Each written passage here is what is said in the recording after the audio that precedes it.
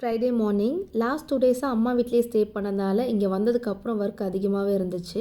அசோசியேஷனில் ஒரு 15 நாளுக்கு முன்னாடி வந்து விண்டோ கர்டன்ஸ் ராடெல்லாம் வந்து போடுறதுக்கு சொல்லியிருந்தேன். பட் அவங்க இன்றைக்கி தான் வந்திருந்தாங்க. அவங்க ஒர்க்கெல்லாம் முடிச்சுட்டு போகவே ஒரு 11 o'clock போல் ஆகிடுச்சு. அதுக்கப்புறம் தான் நான் வந்து பூஜை பாத்திரம்லாம் வந்து எடுத்து போட்டு வாஷ் பண்ணியிருந்தேன்.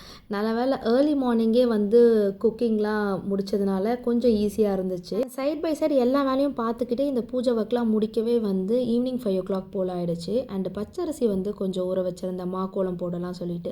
நம்ம என்ன தான் வந்து கலர் மாவுலாம் யூஸ் பண்ணி கலர் கோலம் போட்டாலுமே இந்த மாக்கோலம் வந்து போடுறது வீட்டுக்கு தனி அழகு தான். அண்ட் இது மாதிரி கோலம் போடுறதுல வந்து ஆன்மீகம் மட்டும் இல்லாமல் ஹெல்த் ரிலேட்டடாக நிறைய பெனிஃபிட் இருக்குது. நார்மலாக நம்ம கோலம் போடும்போதே வந்து நம்ம மைண்ட் வந்து ரிலாக்ஸ் ஆகும்.